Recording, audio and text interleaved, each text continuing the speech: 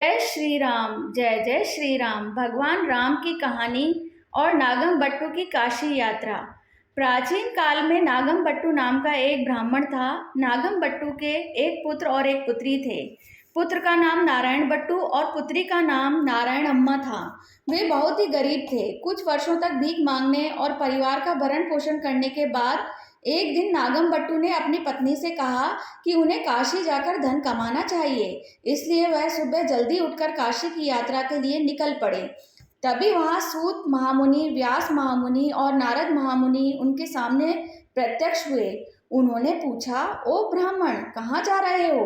तो नागमबट्टू ने कहा कि मैं पैसा कमाने काशी जा रहा हूँ। तो उन्होंने कहा कि मूर्ख ब्राह्मण, काशी जाने से तुम्हें धन की पेटी कौन दे देगा? वहां तो तुम्हें विश्वनाथ के दर्शन होंगे, माँ अन्नपूर्णा के दर्शन और गंगा में स्नान मिलेगा। मुनि बोले कि अगर हम आपको एक कहानी सुनाएंगे तो क्या आप सुनेंगे? तो उसने प्रार्थना की, मुनिगण आप कथा का व्याख्यान कीजिए। मुनिगणों ने कथा आरंभ की। प्राचीन काल में कौशल नाम के एक राज्य था। राजा दशरथ उस राज्य पर शासन करते थे। उन्होंने संतान प्राप्ति के लिए पुत्र कामेष्टि यज्ञ किया तो देवता लोग उनके सामने प्रकट हुए और उनको पायस का एक पात्र दिया। उन्होंने यह पात्र अपनी तीनों पत्नियां कौशल्या, सुमित्रा और कैकेयी को दिया। इसे खाते ही तीनों गर्भवती हो गई और 9 मास के बाद चैत्र सुदा नवमी को पुनर्वसु नक्षत्र में उन्हें श्री राम, लक्ष्मण, भरत और शत्रुघ्न नाम के 4 पुत्र रत्नों की प्राप्ति हुई। वे दिन पर दिन चंद्रमा की कलाओं के समान बड़े होते रहे। कुछ वर्षों के बाद मुनि विश्वामित्र वहां आए और उन्होंने राजा दशरथ से कहा कि आप राम और लक्ष्मण को मेरे साथ बला और अतिबला की शिक्षा के लिए भेज दीजिए। उन्होंने बला और अतिबला की शिक्षा ली और तातकी का वध करके भगवान शिव का धनुष तोड़कर सीता जी से विवाह किया और देवी अहिल्या को परशुराम के श्राप से मुक्त कर उन्होंने उनके अहंकार को भी तोड़ दिया। कैकेयी का 14 वर्ष के वरदान को पूर्ण करने के लिए जो वनवास गए थे, उस समय रावण नामक असुर सीता जी को छल से हरण करके लंका नगरी ले गया। राम जी ने लंकापुर जाकर लंका दहन करके रावण का वध किया और विभीषण का राज तिलक कर वापस आकर राजगद्दी ग्रहण करके सुचारू रूप से शासन करने लगे। भगवान राम की कथा कहने के बाद पूजा की विधि इस प्रकार है कि 5 गुरुवार या 5 रविवार गाय के घी से दीपक जलाना है और गाय का दूध, रवा और शक्कर मिलाकर 5 लड्डू बनाना है और नैवेद्य देकर 1 लड्डू श्री राम के पास, 1 ब्राह्मण को और 1 सुहागन महिला को देना है और 1 पड़ोस वालों को और 1 अपने परिवार के लिए रखना है। प्रतिदिन राम जी की कथा पढ़ने से हमारा जीवन धन संपदा और ऐश्वर्य से भर जाता है। अभी तक नागमबट्टू काशी जाने की सोच ही रहे थे लेकिन जा नहीं पाए, परंतु अब उनका जाने का मन हुआ और उन्होंने धन इकट्ठा किया और कावड़ को कंधे पर रखकर उन्होंने बच्चों को बुलाया और उनसे कहा कि तुम राम जी की श्रद्धा से कथा सुनाते रहना और काशी के लिए निकल पड़े। अगले ही दिन पुत्र माँ को राम जी की कथा सुनाने के लिए बुलाता है कि माँ कहानी सुनने आ जाओ, परंतु माँ कहती है, हे पुत्र, अभी मैं कथा नहीं सुनूंगी, रसोई का काम और बासी काम करना है, दोपहर में फिर से कथा सुनाऊंगा, सुनने आ जाओ माँ। अभी कौन सा कथा सुनने का समय है, अभी तो सोने का समय है। तब राम जी को क्रोध आ जाता है। जितना भी धन संपदा एकत्र किया था वो चला जाता है। कलश और बर्तन इधर उधर बिखर कर पड़ोस के घर में चले गए। भीख मांगने वाला तांबे का पात्र भी पड़ोसियों के घर पर चला जाता है। तो पुत्री कहती है कि विनती करो कि ये पात्र कहीं ना चला जाए। तब माँ राम जी से कहती है, हे भगवान, ये पात्र तो रहने दो, और लोटा छोड़कर सब चला गया।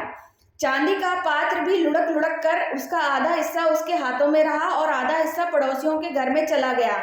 अगले दिन वो आग लेने के लिए जब पड़ोसियों के घर गई थी तो उन्होंने कहा कि ये आधा चांदी का पात्र हमारा है। तो उसने कहा कि नहीं, ये तो हमारा है, ये आपका कैसे हो सकता है? ना तो आप हमारे घर आए ना हम आपके घर गए। उन्होंने कहा कि इसका जो भी ऊपर का हिस्सा है उसको आपस में जोड़ा तो वो आपस में चिपक गए, तो वह पात्र पड़ोसियों के यहीं रहा। तो लज्जित होकर वापस आने पर पुत्र ने पूछा कि क्या हुआ? तो उन्होंने कहा कि यह पात्र हमारा ही है। पुत्र माँ को कहता है कि मैं राम जी की कथा सुनाता हूँ। तो माँ ने कहा कि मैं कथा नहीं सुनूंगी, मैं कोई भी काम धंधा करके अपना जीवन यापन कर सकती हूँ, लेकिन राम जी की कथा नहीं सुनूंगी। जैसा ऐश्वर्य आया था वैसा ही चला भी गया। अपनी बहन को ले जाकर किसी से उसका विवाह करा दो। उनके आदेशानुसार नारायण बट्टू और नारायण अम्मा यात्रा के लिए निकल गए। जब वे गांव के अंतिम छोर पर पहुंचे तो नागम बट्टू काशी से धन लेकर लौट रहे थे। कुछ दूर पहुंचने के बाद उनका गांव आ गया। वे बावड़ी के किनारे पर जब अपने पैर धो रहे थे तो एक गरुड़ पक्षी उनके पैसों की गठरी को उठाकर ले गया। हाय रे कहकर नागम बट्टू विचारग्रस्त होते हुए घर की ओर आ रहे थे। कुछ दूर आने के बाद उन्होंने नारायण बट्टू और नारायण अम्मा को आते देखा। उनसे पूछा कि पुत्र पुत्री आप सुखी हो पिताजी? यथा तथा हम अभाव में नहीं हैं। आपके जाने के बाद हमने माँ को कथा सुनने के लिए कहा था, परंतु माँ ने कथा नहीं सुनी, इसीलिए रामदेव क्रोधित हो गए। जैसे हमारे घर पर समृद्धि आई थी वैसे ही चली भी गई। जो हुआ था वह सारा व्याख्यान पिताजी के सामने कहा। उनकी आज्ञा के अनुसार मैं बहन को लेकर जा रहा हूँ, आपकी क्या आज्ञा है पिताजी? तो उन्होंने कहा कि वैसा ही करो। कहते हुए वो विचार करते हुए अपने घर की ओर निकल गए। नारायण बट्टू नारायण अम्मा को अपने साथ लेकर जा रहे थे। चलते चलते कुछ दूर जाते हुए नारायण बट्टू को एक ब्राह्मण दिखाई दिए। उसने पूछा, ओ ब्राह्मण, क्या आप मेरी बहन से शादी करेंगे? उस ब्राह्मण ने कहा, मुझे शादी वादी नहीं करना है, और यह कहकर चला गया। कुछ दूर आगे बढ़ने पर उन्होंने एक और ब्राह्मण को देखा। उससे भी यही सवाल किया कि तुम मेरी बहन से शादी करोगे? तो उसने कहा कि मुझे शादी वादी नहीं करना है, मेरे तो पहले से ही 2 पत्नियां हैं। फिर आगे जाकर उनको फूलों का एक बगीचा दिखाई दिया। उस बगीचे में भाई बहन रामदेव की कथा एक दूसरे को सुना रहे थे। तो एक नवयुवक ब्राह्मण फूल तोड़ते हुए दिखाई दिया। वो नवयुवक को देखकर बोले कि ओ ब्राह्मण, क्या तुम मेरी बहन से शादी करोगे? तो उसने पूछा, तो उसने कहा कि शादी करने की क्या मैं मना करूँगा, लेकिन मेरे गुरु हैं और उनकी आज्ञा के अनुसार ही मैं शादी करूँगा। तो उसने ऐसा कहा कि गुरुजी उस बगीचे में हैं। तो नारायण बट्टू तुरंत उस बगीचे में गए और उसने पूछा कि हे गुरुदेव, अगर आपकी आज्ञा हो तो मैं अपनी बहन की शादी आपके शिष्य से करना चाहता हूँ। तो गुरुदेव बोले कि मेरा शिष्य ब्रह्मचारी से ग्रस्त बनेगा तो क्या मैं मना करूँगा? लेकिन उसके पास ना तो पर्याप्त सोना है और ना ही गौ के पैर के बराबर भूमि भी है। तो आपकी इच्छा है तो कर सकते हैं, यदि कष्ट होगा तो रहने दीजिए। नारायण बट्टू ने गुरुजी को प्रणाम करके 4 लकड़ी लेकर उसका एक मंडप बनाया और फूलों से उसको सजाया और आम के पत्तों से बंधनवार बनाकर तोरण लगाकर अक्षत के साथ विधि विधान से विवाह करवाया। वे वहीं बैठकर कथा सुनाने लगे। फिर एक ब्राह्मण बुद्धिजीवी आए और उन्होंने कहा कि मैं आपको 4 बीघा जमीन दान करना चाहता हूँ और आपको यह लेना पड़ेगा। हम रामदेव की कथा सुना रहे हैं, तो कथा होने के बाद ही हम ये लेंगे। कथा होने के बाद उस ब्राह्मण ने तांबे के लोटे से पानी डाला और कहा कि आप अपनी संपत्ति प्राप्त कर लीजिए। 4 बीघा जमीन पाने के बाद वे खुशी से वहीं रहने लगे। कुछ वर्षों के बाद वहाँ के राजा एक भवन और एक कुछ धन एक धर्मपरायण दंपत्ति को प्रदान करना चाहते थे, परंतु उन्हें ऐसा कोई भी दंपत्ति नहीं मिला। रात में राजा के स्वप्न में राम जी प्रकट हुए और उन्होंने फलों बगीचे में एक धार्मिक दंपत्ति के बारे में राजा को बताया और उन्हें दान देने की आज्ञा दी। अगले दिन सुबह उठकर राजा ने राम जी की आज्ञा के अनुसार 16 सैनिक और एक पालकी वहां भेजी। उन्होंने दंपत्ति से कहा कि हमारे देश के राजा ने आपको हमारे साथ आने की आज्ञा दी है, तो इसलिए आपको हमारे साथ आना पड़ेगा। वो आपको घर और धन दोनों देना चाहते हैं। तो उन्होंने कहा कि हम राम जी की कथा कह रहे हैं, आपकी इच्छा है तो कथा सुने।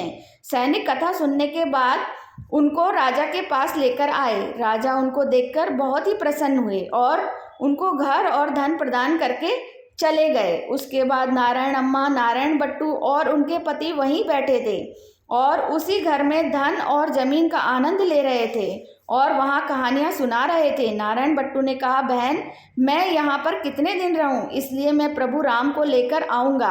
आप अपने पति के साथ राम जी की कथा बोलना और सुनाते रहना। ऐसा कहकर नारायण बट्टू यात्रा के लिए निकल गए। नारायण अम्मा और उनके पति कथा सुनाते रहे। नारायण बट्टू एक गांव में पहुंचे। वहां उन्हें एक ग्वाला दिखाई दिया। उस गांव में वह ग्वाला अनाज को धूप में सुखाकर वहीं बैठा हुआ था। उसने उनसे पूछा कि इस गांव की क्या विशेषता है। क्या हुआ बाबूजी, मैं तो पैदाइशी अंधा हूँ। उसने बोला, मेरे घर वालों ने लाठी देकर मुझको अनाज की निगरानी के लिए रखा हुआ है। मेरी अवस्था ऐसी है बाबूजी। नारायण बट्टू ने कहा कि मैं एक कथा सुनाता हूँ, तो क्या तुम सुनोगे? तो उसने बोला, हाँ मैं सुनूंगा। रामदेव की कथा और व्रत कथा तो ग्वाले को कुछ दिखाई दिया। ओ, इस कथा में इतना चमत्कार और महानता है, तो मुझे सुनने से ही कुछ दिखाई दे रहा है, तो मुझे व्रत करने से तो कितना चमत्कार हो जाएगा। ये कौन से भगवान की कथा है? उसने कहा कि आप मुझे इस कथा के महात्म्य के बारे में सब कुछ बताइए, मैं सब कुछ जानना चाहता हूँ। तो नारायण बट्टू ने रामदेव की पूरी कथा सुनाई और व्रत विधान की महात्म्य की व्याख्या की और कहा कि 5 बृहस्पतिवार पूजा करना है और 5 रविवार पूजा करना है। गाय को घी का दिया जलाना है। प्रसाद में 5 लड्डू, एक रामदेव के पास, 1 लड्डू सुहागन स्त्री को और 1 लड्डू ब्राह्मण को और 1 लड्डू पड़ोसी को, 1 लड्डू अपने परिवार में रखना है। ये कहकर चले जाते हैं। कुछ दूर जाने के बाद उन्होंने एक राजा को दुखी होते हुए देखा। राजा को देखकर उसने कहा, हे राजन, आप तो बहुत परेशान लग रहे हैं, आप परेशान ना हो। राजा ने बताया कि हाँ, मेरा बेटा, मेरी पत्नी और मेरे बच्चे कहीं चले गए हैं।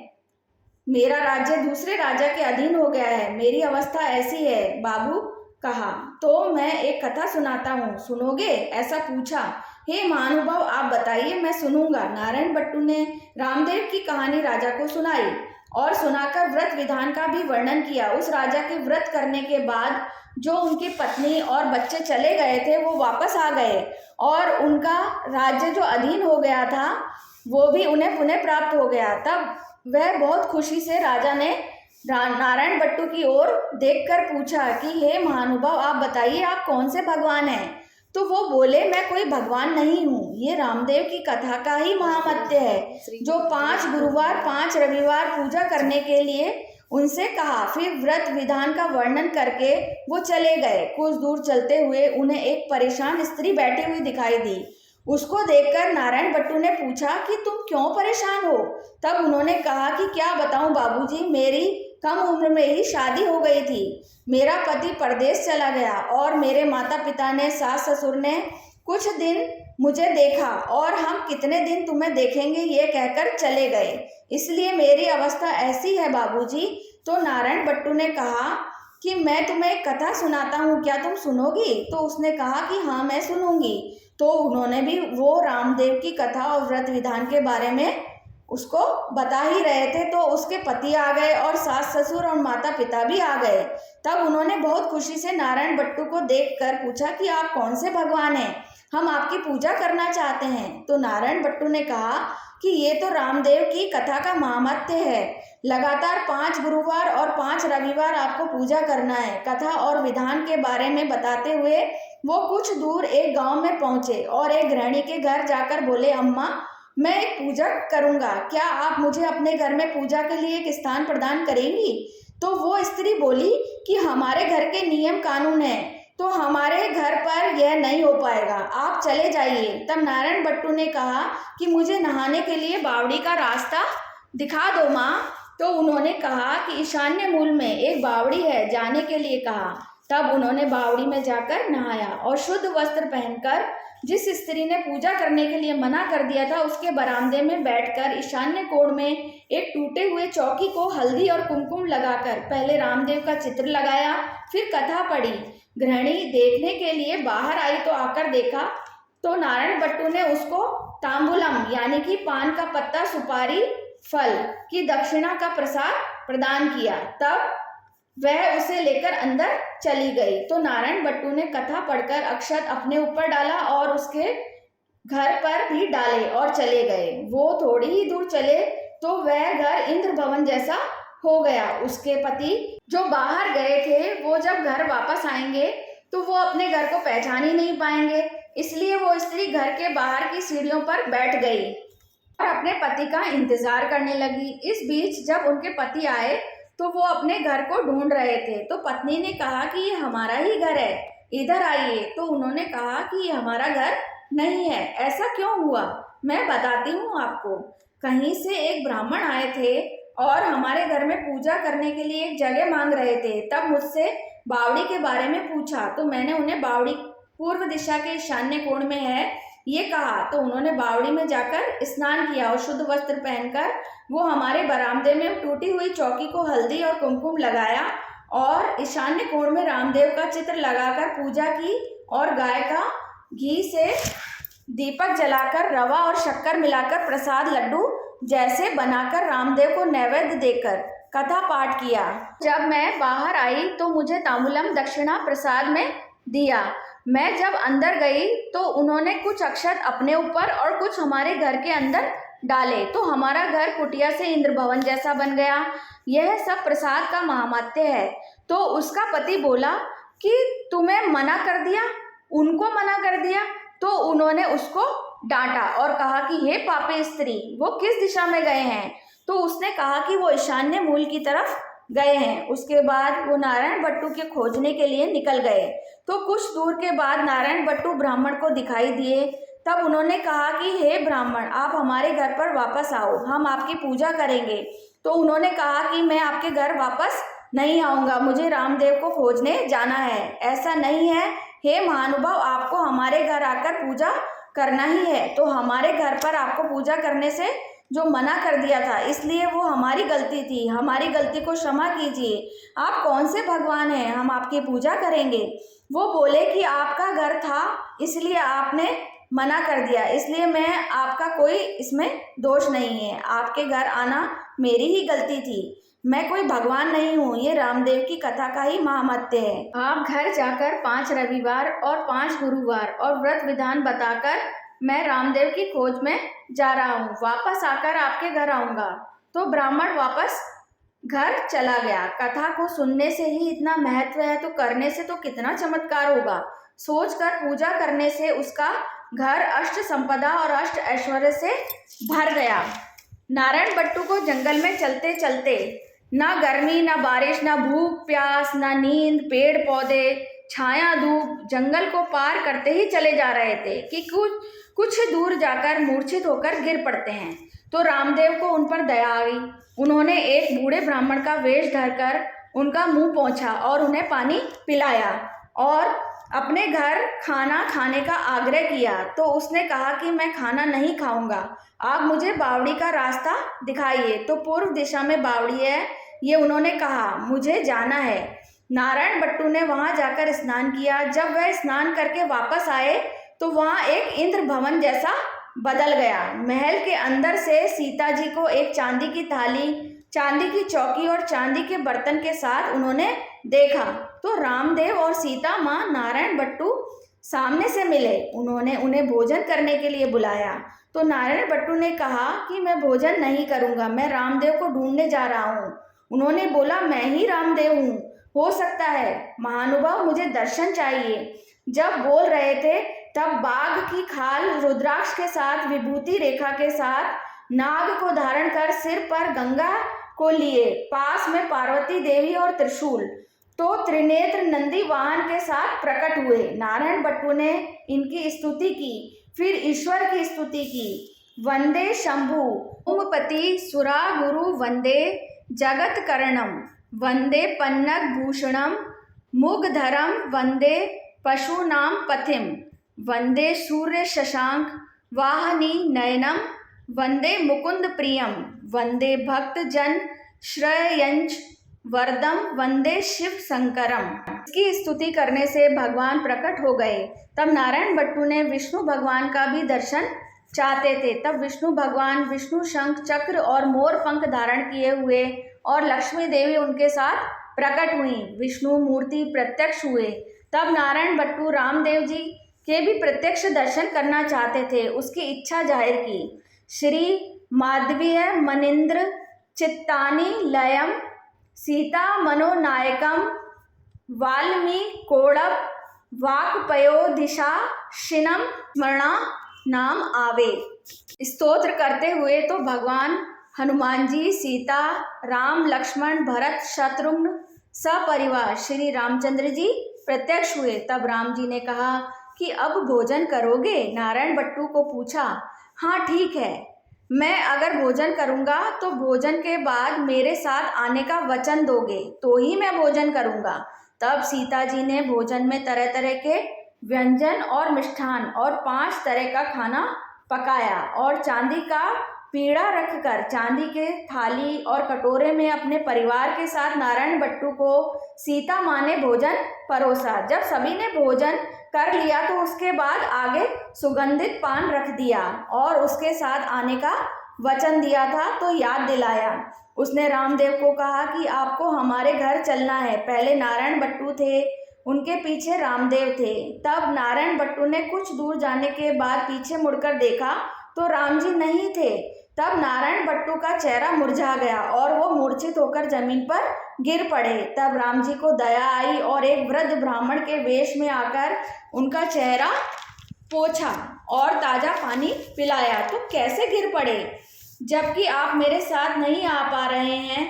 भगवान ब्रह्मा, योगी, मुनि और तपस्वी जब आपकी महिमा नहीं जान पाए तो मैं कैसे जान सकता हूँ? नारायण बट्टू ने कहा, मेरी गलतियों को क्षमा करें और मेरे साथ चलें। फिर रामदेव जी ने उनसे कहा कि आप जब यहाँ आते समय जिन जिन घरों में गए थे उनके घर पर मुझे अपने कंधों पर बैठाकर लेकर चलिए। तब रामदेव को अपने कंधे पर बिठाकर नारायण बट्टू उनको उन गृहस्थों के यहाँ लेकर गए जिन्होंने उनके घर में पूजा का स्थान नहीं दिया था। जब वो उनके घर गए तो उसका पति आंगन में बैठकर रामदेव की कथा कह रहा था, उनकी भक्ति की प्रशंसा करते हुए उन्हें और धन और दीर्घायु प्रदान की। और कुछ दूर जाने पर वह उस स्त्री के पास आया, उसको धन और दीर्घायु का आशीर्वाद दिया। तब वे कुछ दूर फिर आए तो उन्हें ग्वाला मिला। उस दिन रविवार था, वो भी रामदेव की कथा कह रहा था तो उसको भी धन और अच्छा स्वास्थ्य का आशीर्वाद दिया। कुछ दूर जाने के बाद छोटी बहन के घर आए तो वहाँ वह सोने के झूलों में झूल रही थी और भगवान राम की कथा कह रही थी। नारायण अम्मा ने उनकी स्तुति की। नारायण अम्मा ने भाई के पैर धोए और पानी पिलाया और प्यास बुझाने के लिए छाछ पिलाई। तब नारायण बट्टू ने कहा कि मुझे इतना सम्मान देने की ज़रूरत नहीं है, मैं रामदेव को लेकर आया हूँ तो आप और आपके पतिदेव को हमारे घर आना चाहिए तो हम सब मिलकर उनकी पूजा करेंगे। तो वे खुशी से बोली, हाँ हाँ मैं आऊँगी। तो अब नारायण बट्टू और नारायण अम्मा और उनके पति रामदेव के साथ जब उनके गांव की सरहद पर पहुँचे तो जिन लोगों ने उन्हें देखा उनमें से बहुत से लोगों ने दौड़ दौड़ कर उनके माता पिता को बोला कि नागम बट्टू जी आपका बेटा, बेटी, दामाद और किसी के साथ आ रहे हैं। तब नारायण बट्टू के माता पिता दौड़ दौड़ कर खुशी से बेटा बेटी को गले लगाना चाहते थे। तो नारायण बट्टू ने देखकर कहा कि मुझे मत छुओ माँ, मत छुओ, मैं रामदेव के साथ आ रहा हूँ। आप दोनों अपने घर जाकर घर का कोना कोना साफ करके गोबर से लीप कर सफ़ेद खड़िया और चूने से रंगोली बनाइए और हल्दी से घर के द्वार पर रंगोली का मांडना बनाइए और आम के पत्तों का बंधनवार लगाकर और एक चौकी को ईशान्य कोण में रखकर उस पर हल्दी कुमकुम लगाकर रामदेव का एक चित्र उस पर रखिए और रवा, घी, चीनी, गाय का दूध को मिलाकर 5 लोई बनाकर प्रसाद बनाना है और पूजा के लिए सब तैयारी करके मुझे संदेश भेजिए। तब मैं भी तभी रामदेव को लेकर आऊँगा। तो खुश होकर उन्होंने वो ही सारे काम किए जो नारायण बट्टू ने उनसे कहा। वो उन्होंने कहा, उन्हें एक टूटी फूटी चौकी मिली, उन्होंने उस पर हल्दी कुमकुम लगाकर सारी तैयारी करके नारायण बट्टू के तरीके से की। उसके बाद उन्होंने संदेश भेजा तो नारायण बट्टू ने संतुष्टि के साथ रामदेव को कंधे पर बैठाकर धूमधाम से गांव के चारों तरफ एक परिक्रमा लगाकर रामदेव को घर लेकर आए। तो नारायण बट्टू ने रामदेव जी से कहा कि सीधा पैर रख कर घर में प्रवेश करिए। तो रामदेव ने जैसे ही सीधा यानी कि दाहिना पैर घर में रखा तो घर तो इंद्र भवन जैसा बन गया। तब नारायण बट्टू ने रामदेव से कहते हैं कि ये जो टूटी फूटी चौकी है उसके ऊपर आप सिंहासन समझकर विराजिए। बड़ी नम्रता से प्रार्थना की, तो वो ये सब देखकर राम जी का मन करुणा से भर गया। तो राम जी जैसे ही उस टूटी चौकी पर बैठे तो वह टूटी चौकी सोने में और रत्न, लाल मणि, हीरा, पन्ना, असंख्य रत्नों से जड़ित सिंहासन बन गया। और हनुमान जी, सीता माता, भरत, शत्रुघ्न सब परिवार श्री रामचंद्र उनके घर पर विराजमान हुए। तब रामदेव का जो व्रत है तो वो भी करना चाह रहे थे। तब ही कहीं से एक गरीब ब्राह्मण आए और उन्होंने पूछा, हाँ जी नागम बट्टू जी, क्या आप अपने बेटे की शादी मेरी बेटी से करना चाहेंगे? क्या आप सहमत हैं? तो क्या आप शादी करोगे?